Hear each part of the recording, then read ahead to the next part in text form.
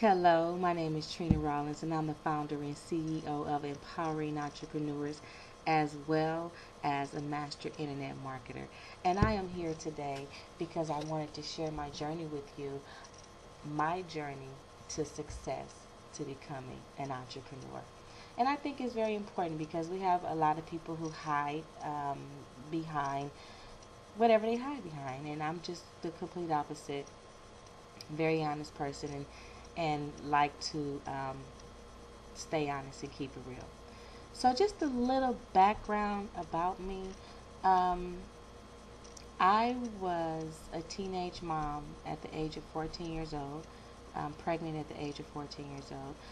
By the time I graduated from high school, I did graduate, but by the time I graduated from high school, I had two daughters. One was almost 3 years old in a couple of weeks, and the other one was 3 weeks old. I walked across the stage as an honor roll student with my two kids. There's always been something in me, and although I had the kids, and it was a choice that I made. It was a choice that I lived with. It was also a choice that I totally enjoyed because I raised my girls pretty much a single mom all their lives. Um, and I'm very, very proud of my daughters to this day. But there were some things that I really wanted to do. For instance, I wanted to go to college. I couldn't go to college. Why? Because I had the girls. Who was going to keep them while I went to college? Um, my second alternative was to go to the Navy. That didn't work out because God got a way of showing something. So although I was young, I knew that I knew that I needed to make a decision that will benefit my children and I. So since I couldn't go to college and I knew that I couldn't go to college, throughout my high school year, I went to a business college and took up some skills for computers. That's when computers were just out. Y'all remember them DOS machines? You type in DOS and you got the black screen and nothing like we have right now. So basically, that's what I went to school for, and that's what I ended up learning. Um, I think at 18 years old, I became a um, licensed life insurance agent. So even with that calls for entrepreneur skills. So I believe that that's pretty much where my entrepreneur skills really started off at, right there. Throughout the years, I had some jobs. I lost so many jobs. I got great jobs. Oh gosh, I can get the I can go get a great job in a heartbeat and make tons of money. Why you can't keep these jobs, Trina? Honest to God, it was always something happening. I'm thinking one moment, this is it, this is it, this is it. I mean, I will get promotions and something always happened. But I used to always tell myself, you know what, Trina, it's something way more than this. You are more than this. I can't work for nobody else. And I kept telling that to my mom. I think my mom thought I was crazy. What you mean you can't work for nobody else? There's no other entrepreneurs in our family. What you mean? This is what we do. I can't work for nobody else. Smart as ever. Very smart, very intelligent, but I can't work for nobody else. And that's really where I was at. Um, so, make a long story short, when I had the opportunity in 2000 to quit my job. I had a corporate job working for a Clorox company, and I actually walked off my job and quit. And a little bit more than that, but that's basically what happened. I walked off my job. I quit and I opened up a daycare, and that was my very first entrepreneur job. Was my daycare. Did that for a little while, and then I started doing graphic design. From graphic design, I went into I with my graphic design business. I did business cards and wedding invitations and brochures. Just a small little graphic design business. I just wanted to tap into my creativity side. Um, Shortly after that, I started doing small business consulting because by this time I had already started two corporations. I did I've already knew, at that point I knew how to start a business. Um, so I had a lot of people come to me and was asking me for their help, and I began to incorporate a lot of things for people.